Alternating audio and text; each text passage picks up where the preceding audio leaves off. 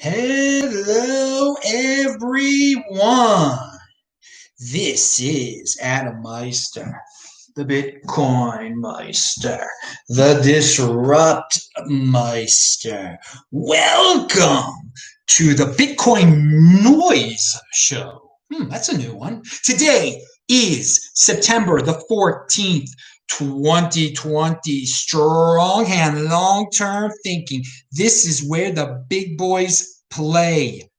Offended by selling. Personal responsibility is a new counterculture. In motion, 5-digit realm, relentless. Okay, this is your home for Bitcoin insider information. I'm going to talk about some insider information I gave you the other day. Hello, my elite friends. Check out Friday's show, This Week in Bitcoin. Gordon Einstein and Tommy were on. It was a great catch, baby. A great combo. It's linked to below. And just check out all the links below. Usually everything's at disruptmeister.com. techbalt.com. Follow me on Twitter at TECHBALT. But as you know, my main channel has had some issues, but everything should be back to normal on Monday. And if you're watching this tape, just ignore everything I said. You're probably watching this on my main channel anyway. All right. If you've got questions, I got answers. Type in my name and just get my attention, my elite friends. And we're going to just try to rip through this show because I want this thing done like in 20 minutes. I have to take a shower. I really need one. You get shirts like this below, of course, but I got to eat. All right. So be a unique beast, guys. All right. Now, what is this? So what's the Bitcoin Noise Show all about? I'm teaching you guys how to identify noise and just to get it out of your freaking systems so you can focus on more productive endeavors. So some of this, I'm just going to shout out some noise. You'll be like, okay, that's it. That's all I need to hear about it. Now, Max Keiser, he says some bold things, okay? I get he has become a big spokesperson for Bitcoin. He's done good things for Bitcoin. I definitely disagree with a lot of things he's done in the past. And we won't get into them. But I got to say something about he creates a lot of noise, okay? He does create. He knows how to get attention. He'll say the boldest and brashest things about, and you know, props to Tai Zen for being a unique beast for calling out Max Keiser constantly. Now, I'm going to be nicer than Tai Zen, and I'm going to read you a Max Keiser tweet. And everyone loves these tweets. And you know what? I love to be positive. But there comes a point when you're like exaggerating things, dudes, and it becomes noise. It really does become noise, and people can get just carried away. So he says before the 2024 U.S. presidential elections, by the way, guys, that's in less than 4 years now, he predicts, 1, Bitcoin worth trillions. Well, he means the market cap. Okay, that seems, I mean, I'm not saying, I mean, you said trillions. That's plural, not a trillion, but trillions. All right, I won't argue with you. Can say whatever you want to say. That's not. I'm not going to pick on you with that one. Bitcoin, the world reserve currency. There you go. He knows that's not true. He has to know that's not true. I mean, what are the chances of that happening in less than 4 years? All right. Do you know? I mean, how many people have Bitcoin now? Less than 1% of the Earth's population. It's something like that. I mean, it's a ridiculously small amount. We're going to get in the English-speaking world, so few people are in this freaking space. He's saying in 4 years from today, 4 years from today, that'll be after the 2024 election, that Bitcoin will be the world reserve currency. So no, it won't. It will not be the world reserve. It's the world reserve cryptocurrency already. But to say it's going to take the place of the United States dollar, Bitcoin, a thing that no one's heard of, it's more likely. Now, I'm telling you that I've said this a million times with the dollar, that the dollar is going to be the world reserve currency for the rest of most of our lives, okay? But it would be more legitimate, and it's still pretty illegitimate, to say that the Chinese yuan will be the world reserve currency in 2024. I mean, the way things are going, how they've manipulated everyone into becoming like them and thinking, oh, the Chinese lockdown model is great. If they were able to convince people that their disgraceful sickness management model was the correct one, it's authoritarian dictatorship type of model was the right one, then surely they could somehow convince their piece of dung currency, because the yuan is a piece of dung, because it's totally it's centrally controlled by them.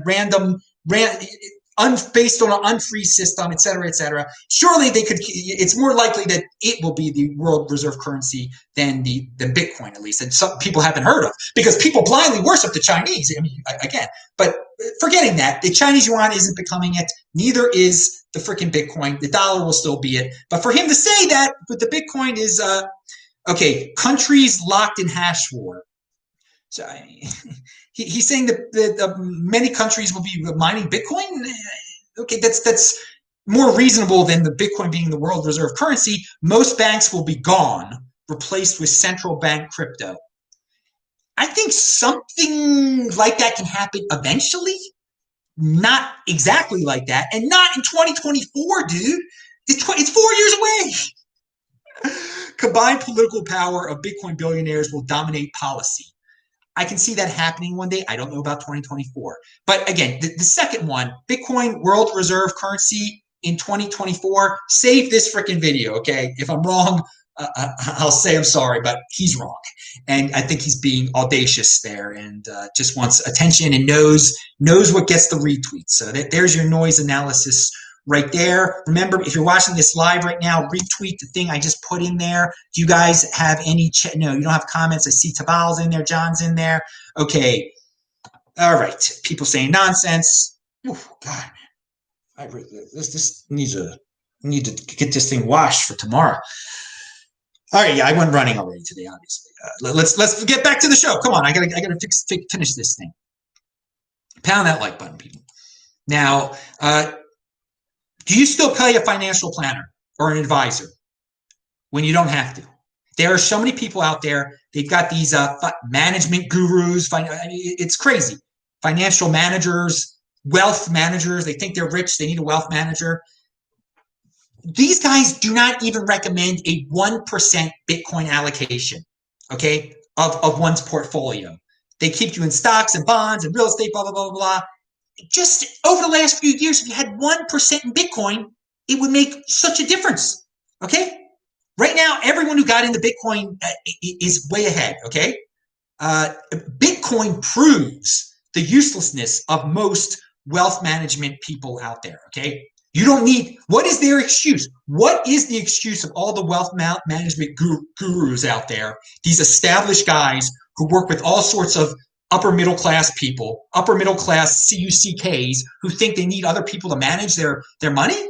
When they can't even recommend they're scared of a 1% allocation. All these traditional guys in various downtowns and various cities. I'm not going to name the different companies that you've heard of all the wealth management people out there. You need to be a CUCK to a guy who's scared of a 1% Bitcoin allocation. When a 1% so Bitcoin, it proves the uselessness of these dudes because I don't know what their excuse is. I'm sure these wealth management guys, they know all about the politics. They've been watching CNN, and that's the thing. They've been watching CNN.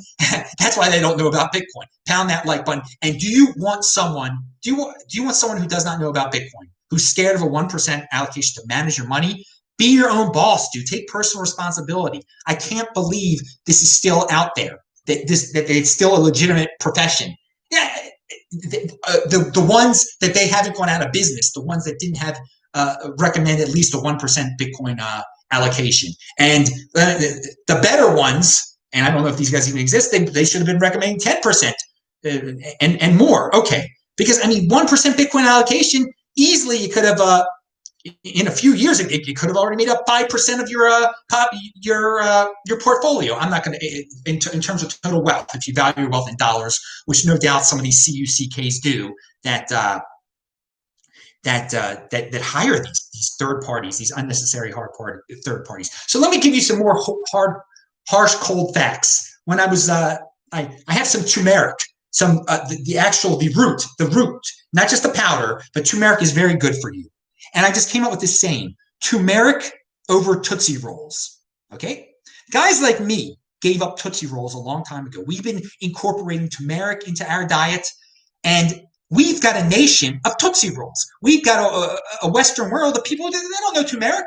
They know Tootsie Rolls. And you brought this on yourselves. If you're scared and you're sick and you're obese, you're morbidly obese, and you work Tootsie Rolls over turmeric, the information's out there. You watch Nonsense. You watch sitcoms. Your soap operas are politics. Whatever the TV tells you is right is right. So you saw sodas and stuff advertised. You ate sodas, and now there's a new disease out there, and you're prone to get it because you're morbidly obese. It's your fault. It's your fault. Take personal responsibility. I saw today a woman. She had a mask on, and she was pushing a cart of, I guess she had just come from the supermarket. Did she have turmeric? Did she have apples? Did she have healthy stuff in her cart? She was an older woman wearing, no, she had Mountain Dew, a bunch of freaking Mountain Dew. She brought it on. If she dies, it's her fault. It's not my fault. It's not my fault. So she's an old lady. So she have to drink freaking Mountain Dew? You're supposed to feel bad for an old lady drinking Mountain Dew?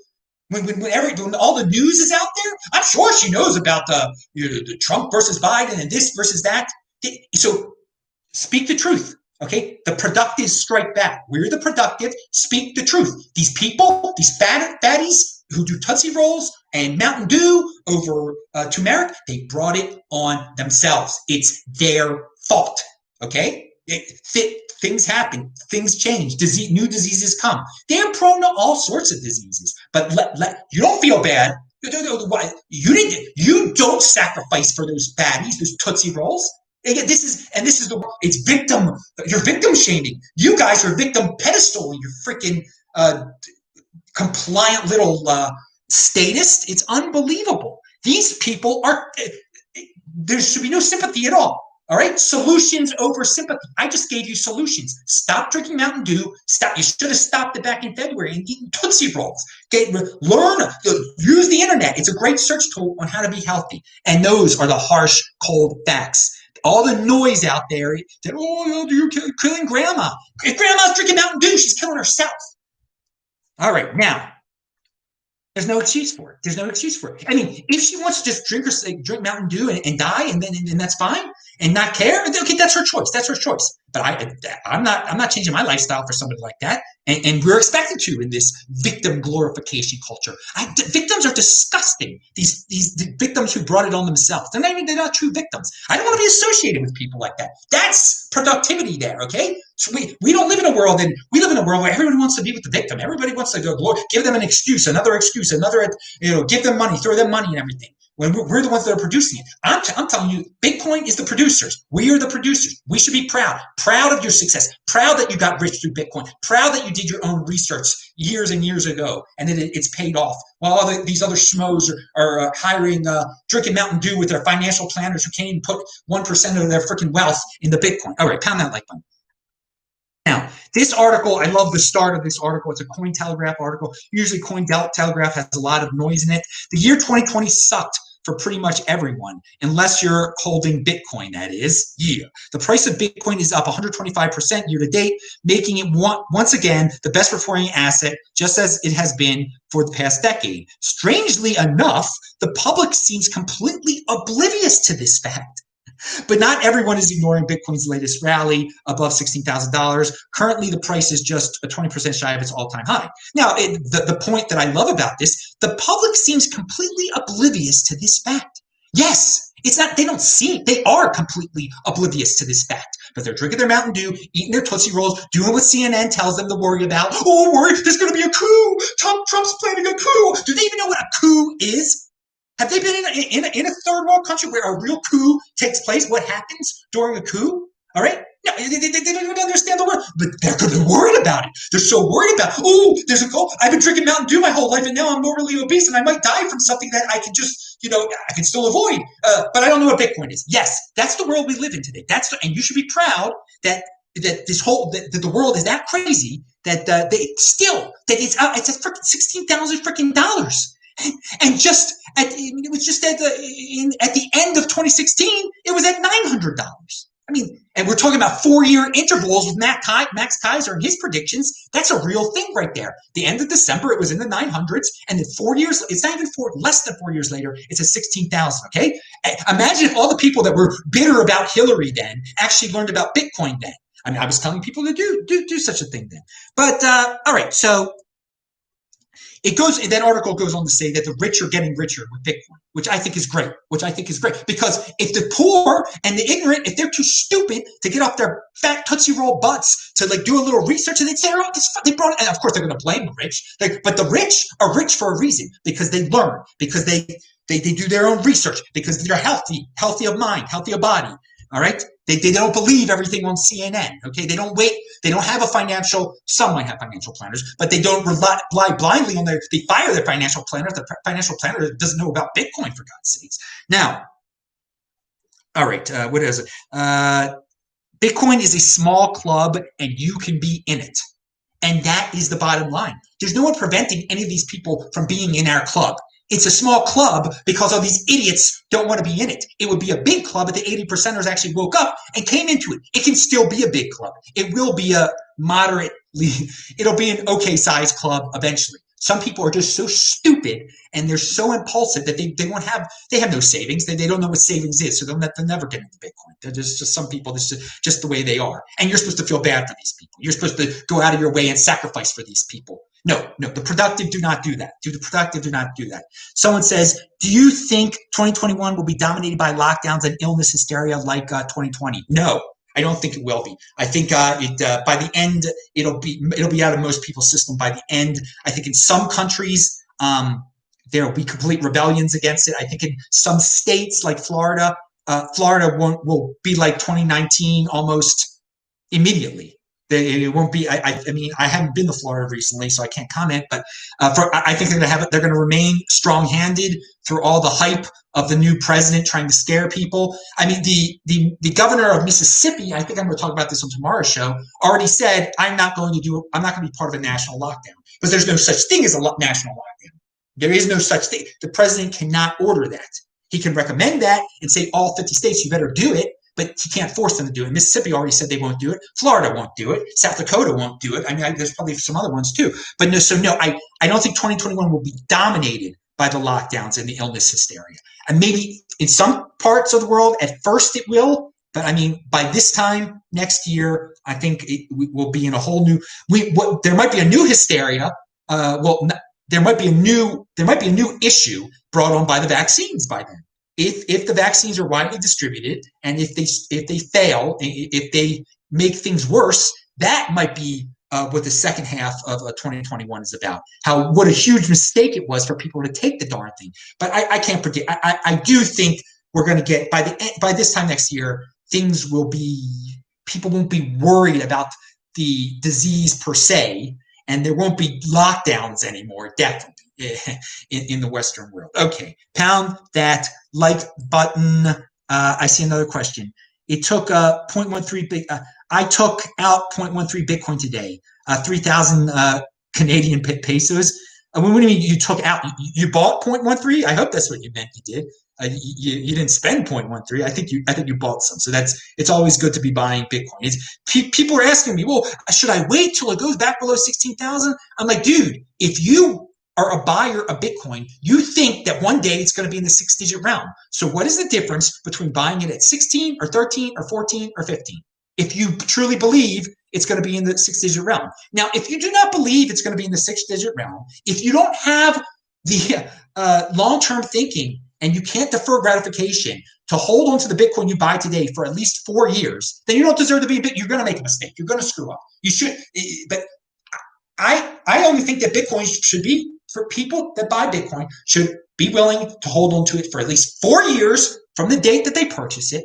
And thus, they think it is going to be in the 6-digit realm one day. Okay? They're not buying it to be traders. Traders serve a purpose, but I think they're insane. I think they're gamblers. I think it's not logical. The buy and hold method of Adam frickin' Meister has paid off greatly for lots of people, including Adam frickin' Meister. And the 210,000 block theory is still out there. It has not been disproven yet. So you just have to. I've always preached buy and hold 2020, buy and hold 2024. It's to get people into that mindset. And on Thursday, I forgot to say, I lost track at one point. Now I remember what I was going to say. People have said, well, if it hits 20,000, will that make you change your mind and sell, Adam? Dudes, you think I'm that freaking impulsive? You haven't been watching this show. I've got a freaking strong hang on, strong hand is not just a saying, it is a way of life. So just because the Bitcoin all of a sudden got to $30,000, I'm telling you, I'm holding it in onto that stuff until 2024. Okay, I have things set up in my life personally that I know I don't need to get into the Bitcoin stash until 2024. Okay, I'm a long-term thinker. I'm not just because all of a sudden it spikes to something that you didn't expect it to spike to doesn't mean I'm going to be tempted.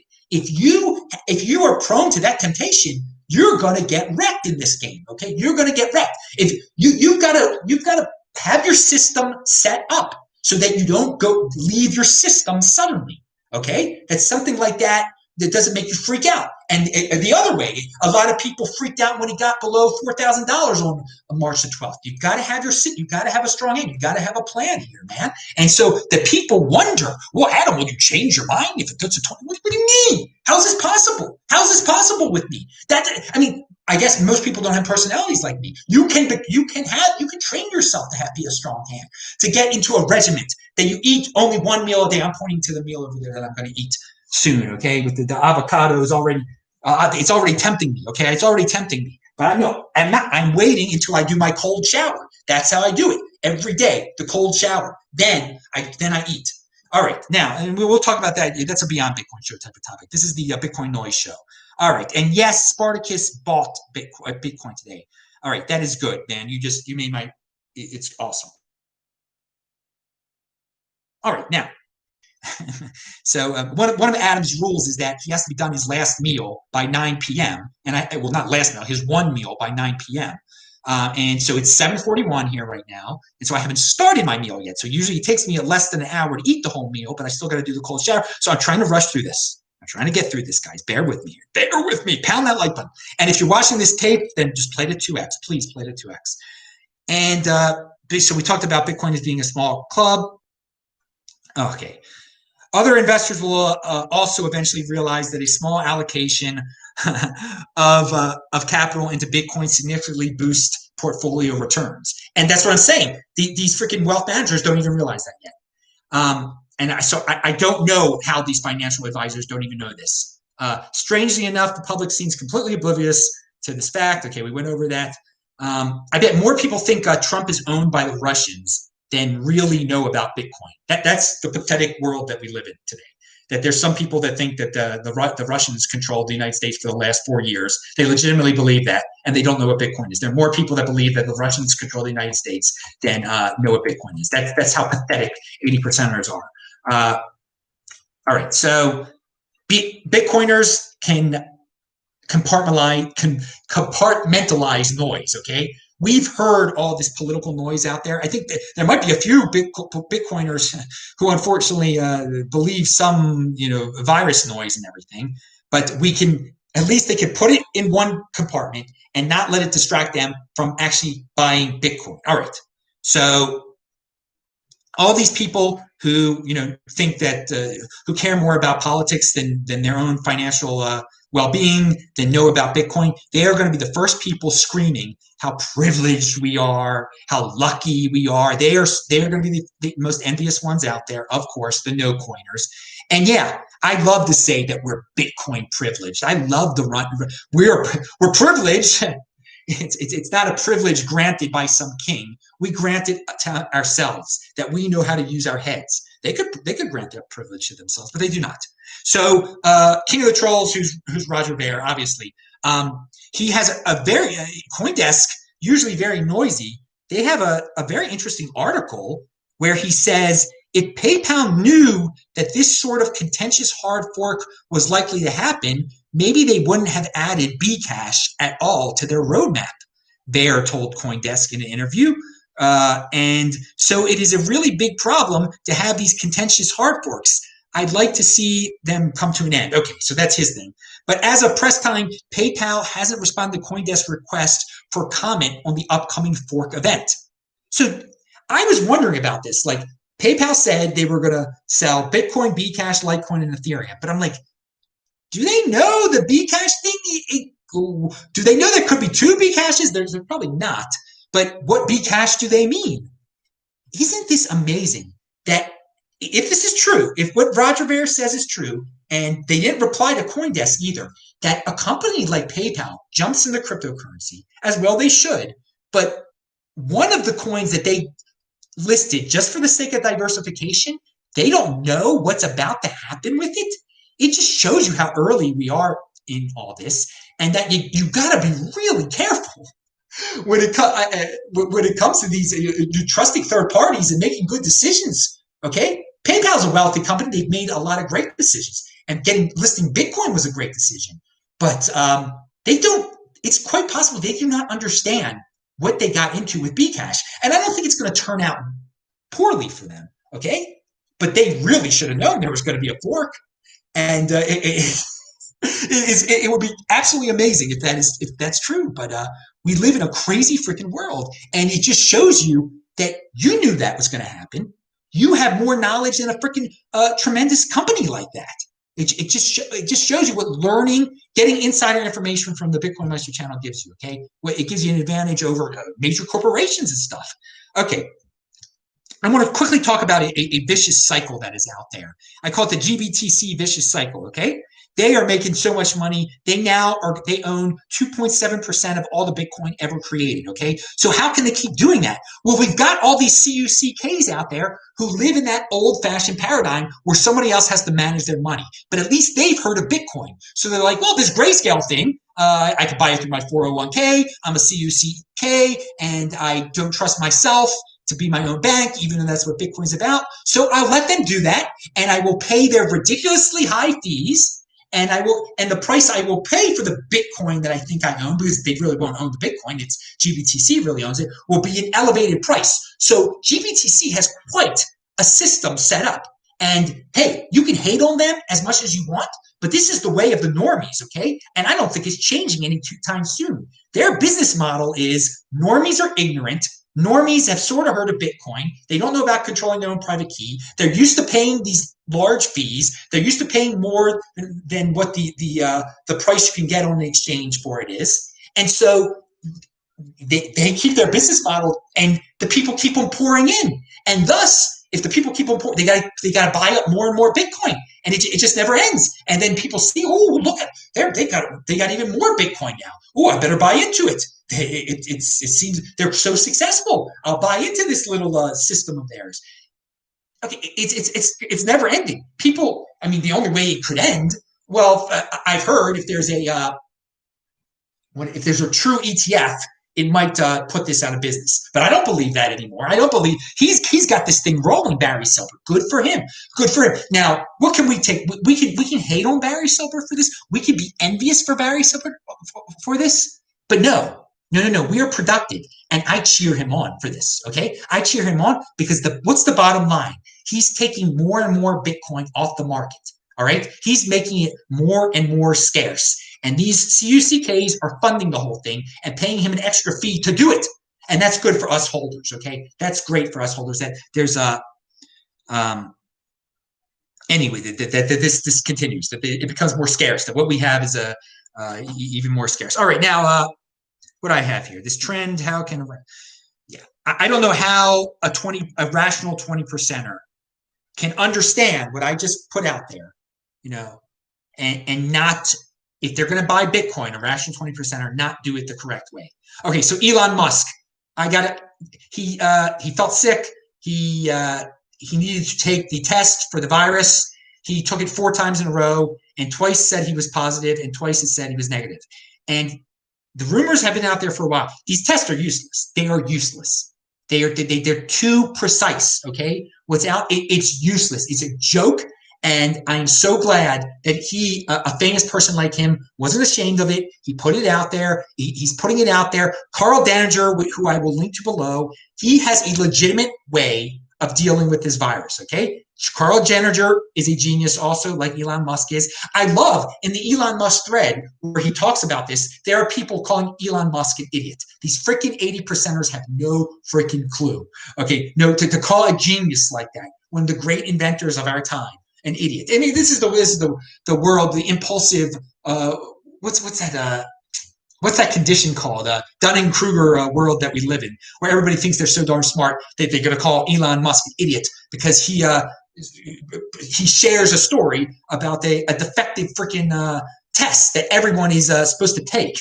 Not everyone. That if you feel sick, you're supposed to take this thing. People have been quarantined on these false results. They've taken away 2 weeks of their lives for this nonsense. It's so. But Carl Denninger has the so good job, Elon Musk. Good job calling out the uselessness of this of these tests. Okay, now I want to say another noise that's out there. ICU beds are getting close to being full. You do know that this time of the year when in flu season and stuff that often happens in hospitals. Okay, do they want to shut down the whole darn world? When it's happened in other years because of flu and because of whatever, people get sick. That's how hospitals run their darn business. They run it close to freaking capacity. The doctors and nurses signed up for this. The hospital managers signed up for this. It's their job. Figure it out. It's not my job to figure it out. It's yours. Do your darn job. Know your role. Pound that like button, okay? Or get out of the kitchen, okay? Leave the hospital business if you don't know how to do it. Because it happens every darn year. You figure it out every year. You figure it out this year too. Okay, know your darn role. All these ridiculous rules that people can't be with their dying family members because of this. Because there's hospital capacity issues. That someone who's dying of Alzheimer's, God forbid, their whole family can't be with them. They have to rot in the hospital by themselves. What a lovely. That's how you solve it. Well, that's what the government recommends. It's just ridiculous here. All right, so. I see there's more questions there. I really want to eat or shower than eat. Andy Hoffman, though, has got a good reminder of how early this is. After all it's accomplished and how high its market cap is, amazing how small the Bitcoin community remains. I know everyone in it. That's an exaggeration, but you get the point. And the rest of the world knows no one. Consider, for instance, how many tens of thousands of equity and analysts exist. We'll get there soon. I mean, I agree with you, Andy. In the English-speaking world, more people should know about it. I mean, it's kind of weird that they don't, but they're more obsessed with Trump, I guess, or something like that. But it is a small community, and we definitely know a lot of people in it. You read the same names. It will be great when you will have not heard of a company that owns Bitcoin. That's a surprise. I didn't know they owned it. Like, we know every single company that has it in their treasury, basically. I mean, some will reveal some stuff soon enough. But I mean, we know every publication in the space. There's so much room for growth out there. And it is, and on the other side, nobody knows who the big names in the Bitcoin space even are. They might know who the Winklevis are, but only because of Facebook and such in the movie. So yeah, the other day I told you about a great Nick Carter tweet where he points out how over time Bcash and BSV have become much more centralized in their ownership than only it's bigger whales that keep on buying and buying that stuff as if they're pumping up the price.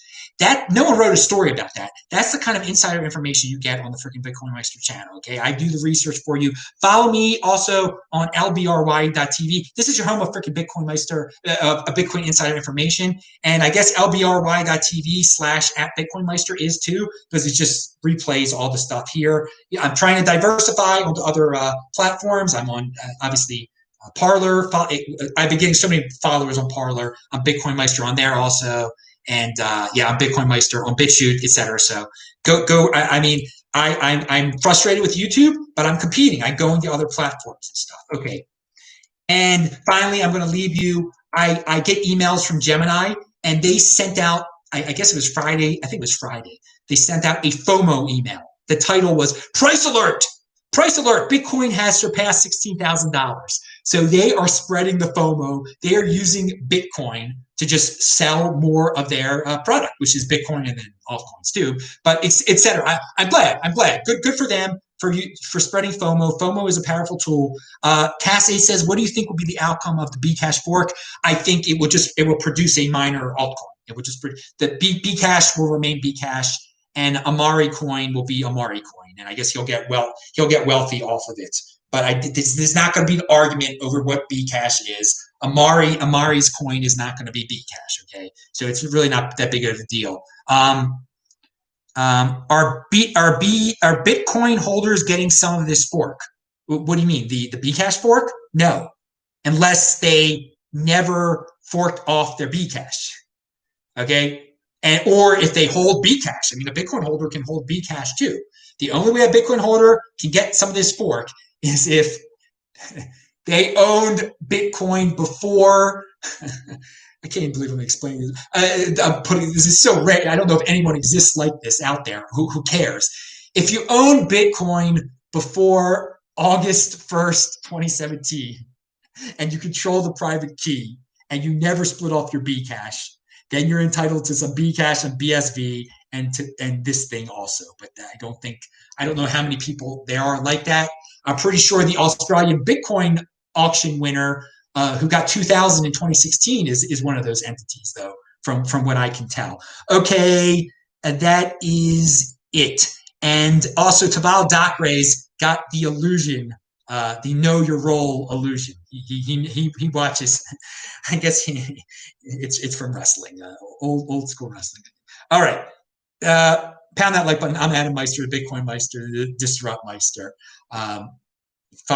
Subscribe to this backup channel, my main channel. Spread the word. If you're watching this tape, I hope you played it at 2x. Pound that like button. Turmeric over Tootsie Rolls. I'll see you guys later. Bye-bye. Thank you. Spread the word over Twitter. Retweet it.